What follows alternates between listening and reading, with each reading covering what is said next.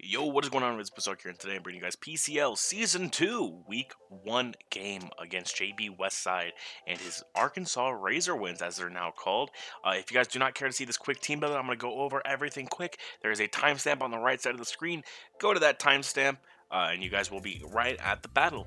Otherwise, for the rest of you guys, let's get right into this. So, this week we are against SouthWestSide, and as you guys know, last season, Chandelure ripped a hole in my butt. Well, guess what? He has it again. In fact, his team consists of Landorus Therian, Z Zero Aura, Empoleon, Mienshao, Z Omastar, Claydol, Tapu Lele, Hydreigon, Chandelure, Swallow, and Mega Venusaur. So, when I looked at this team, I noticed a lot of threats and not a whole lot of bulk. He's going to want to bring defensive Landorus team. Mega Venusaur is always defensive, like it rarely comes offensive. Defensive Empoleon, and that's about all he really has for good bulk. Claydol's and Unmon don't at me. So, I prepped this team to the best of my abilities in order to take on any kind of variation of them that he could bring. I kind of expected Landorus to come. I expected Zeraora. I expected Hydreigon. I expected Tapu Lele. I expected Chandelure, and I predicted Mega Venusaur to come. So I kind of had an idea that those ones would come. So I kind of had a special idea for some of those, especially because those were the ones that I felt were the most detrimental to my team.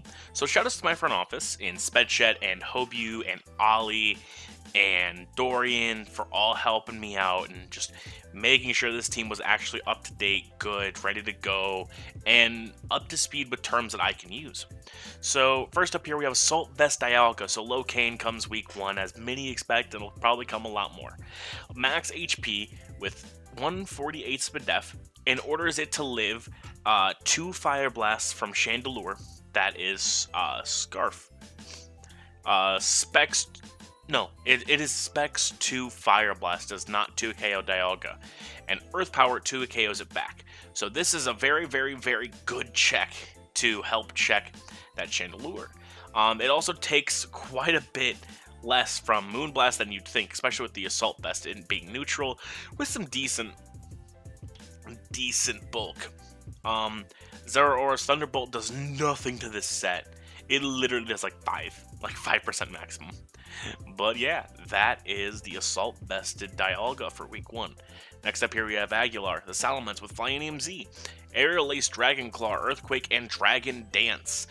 68 HP, 252 attack, and 188 speed.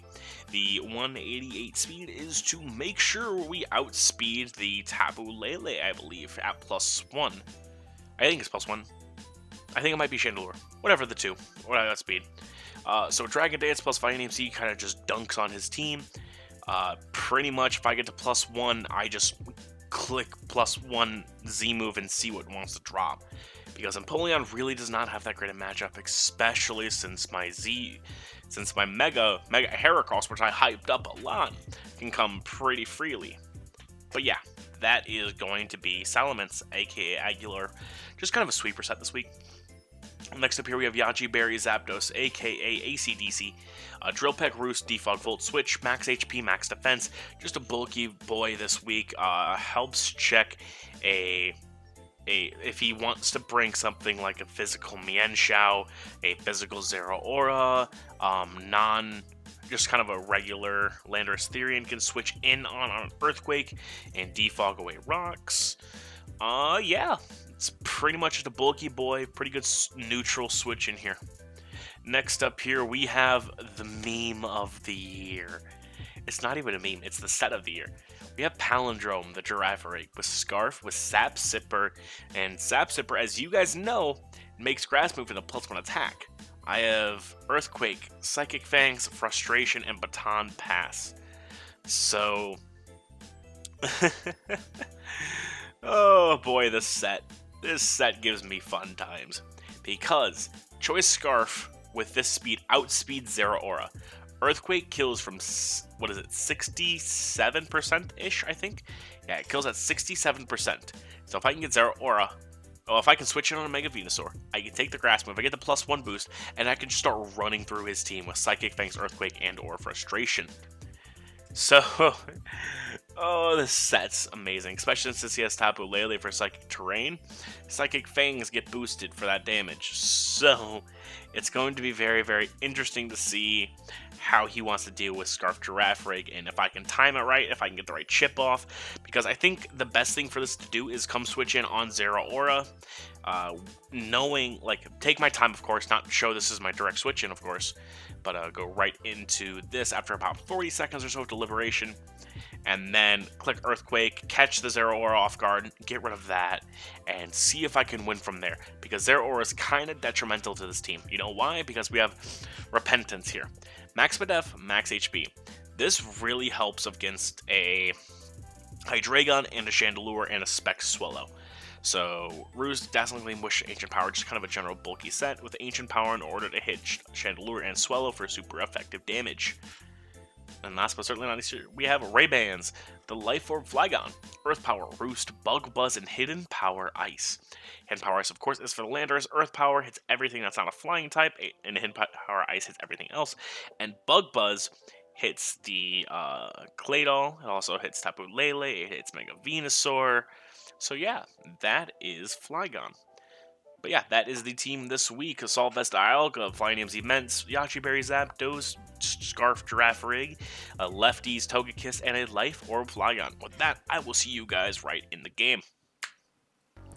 And we are back with our game for the week 1 of the season 2 of the PCL versus, of course, JB. You guys saw the team builder go on. If you guys didn't, a quick rundown would be Ray-Ban the Flygon has a Life Orb, Scarf Giraffe Rig, Assault Vest, Dialga, Vlyanium Zement, Defensive Zapdos, and Spadef Togekiss. So as we do see here, he did bring Landorus. He brought also the Swallow. He also brought Omastar. He brought the Mienshao. He also brought Tapu Lele and Zeraora. So pretty much the stuff I thought he would bring. There are a couple things I didn't think he'd bring, such as the Swallow, Omastar, and Mienshao. I thought those were going to be Mega Venusaur. I thought it was going to be like something like Chandelure, something like Hydreigon. So Repentance, aka the Togekiss, isn't going to be doing a whole heck of a lot here, I'm noticing. It really doesn't check anything unless it's Spec Swallow, and looking by the team, I don't think it is. I think he has enough special presence with Zeraora and possibly Tapu Lele as well. So I don't think it's going to be special, however, it's good to have just in case. But yeah, let's hop right into this. So good luck, James, aka JB. Let's have a good one. Game 1 of PCL Season 2, popping right off at you. This actually was the very first game played for the PCL for Week 1. So, he is going to send out Skywalker, which is his Landorus Therian. So, as I led with my big old Flygons, I'm like, whatever I lead with, I can hit him with a Hidden Power Ice if it's Landorus, Hidden Power Ice if it's the Swallow, or I can click Earth Power and get some nice damage off on whatever it is. So I wanted just to get damage off. So I'm just going to predict him just to go for like rocks or a slow U-turn. I was going to get Hidden Power Ice and do some really nice damage. I'm going to lose some HP as he's going to go right for that slow U-turn. So knowing he's not Scarf is really nice information because I had enough speed to outspeed a neutral nature max speed Landorus, I believe is what my speed was for. He goes right into Zeraora, and knowing this thing does not get Ice Punch, it only gets Hidden Power Ice from me using it before in a couple seasons of PCL, not PCL, UTL, I have so many leagues. I am going to go right into my Locane knowing that he has to Hidden Power Ice in order for it to do any kind of freaking damage. So I'm going to exert my pressure with Dialga. Dialga, being the big boy, hitting the field for the first time, looks good. Locane's going to take, what is that, 17 points of damage, going to do nothing. He's going to withdraw his Dorian here, going right back into Skywalker. Predicting my Earth Power, which is a very good play on his part, as I do go right for that Earth Power myself, which is a good play on his part. Now, I am going to swap right out into my Flygon, and what this does a couple things for me. Instead of clicking like Ice Beam here and killing it, I can also give off the fact that I may be choiced, such as Specs or Scarf, and I can bluff that I am a choiced item. So it's just another mind game he has to go through, because Dialga's such a big threat. I know he has to have at least a couple answers to it on his team. So he has to continuously check up on that thing and make sure it can't get in for free. He's going to go right for rocks, which is a very solid play on his part. He is just going to get those up right away. As I am back into Flygon, I am just going to click Bug Buzz here. It hits anything and everything, as Flygon here will connect. And the first kill of the season goes to Flygon. Your Minnesota Twineedles are up 6-5 at the current moment, as we are going to lose some HP from that life orb. However, still over half, so he's going to go right into Shaolin, which is his Mienshao. I'm thinking he's just going to high jump kick here, so I'm going to let this thing die. However, Mienshao will kill Flygon with Hidden Power Ice, which is amazing prep on his end. Seeing HP Ice means Ments can't come in for free. I can't just like zero. I can't set up on this 100%. And because of Rock Slide, I am going to go right into ACDC, which of course is my Zapdos here. Take a really good look at what he might want to do here. Thinking about it, I wasn't really sure. I thought like defogging was not a bad play. He just goes right for U-turn in order to gain some momentum, which is not a bad play on his part. It gets him into whatever he wants to be in on this Pokemon. He's going to lose some HP because he is Life Orb, as we saw with the Hidden Power Ice, as he is going to go right into Dorian, which is his Zeraora. As I believe I clicked Drill Peck. Yes, I did. Perfect. So Drill Peck will come on out. It'll do a little bit of chip damage. It did good damage to that Mienshao if it stayed in, and also just damage the rest of his team. Now I'm going to go right into Repentance, as the Z move will pop here. He's going to go for the Electrium Z Plasma Fist, as Repentance unfortunately will not be doing anything. Now a lot of you may be questioning, as the Z move plays out, why I went right into Togekiss. Well, I knew I needed a free switch into Giraffe to kill. As the Z move was going off and I was looking, I'm like, wait, how much does it need again? And I looked at it, and because it's Life Orb, it's only going to be at 70, so it's not a guaranteed roll to kill.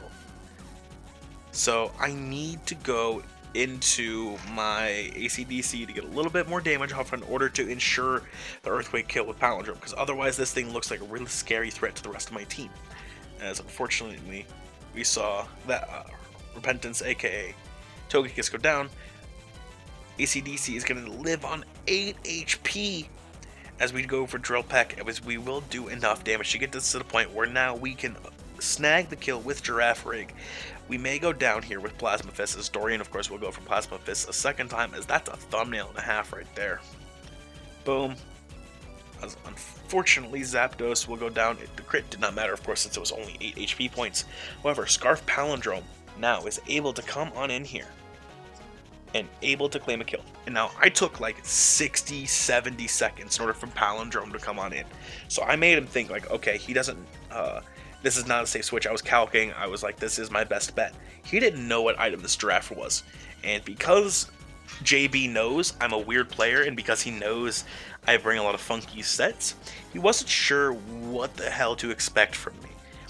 I don't think he ever in his life expected Scarf Palindrome to come on in, and frickin' Giraffe Rig will thumbnail it up, as Giraffe Rig will pick up the kill as Zeraora goes down. You guys can hear how happy I am.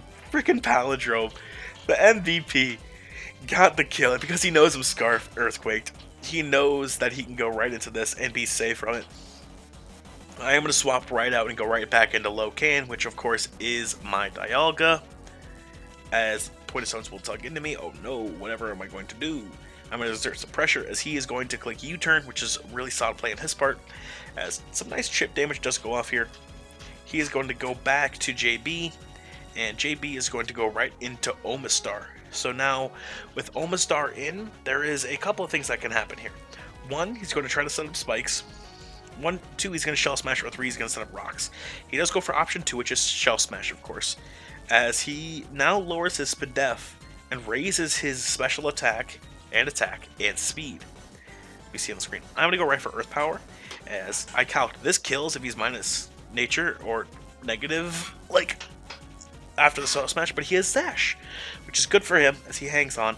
He will attempt to go for Earth Power here, but because of my Assault Vest, I am going to live it kind of comfortably as I go for Flash Cannon because it hit everything. As boom, Lord Relix will go down, so a failed Shell Smash attempt will cost JB his Omastar because of that.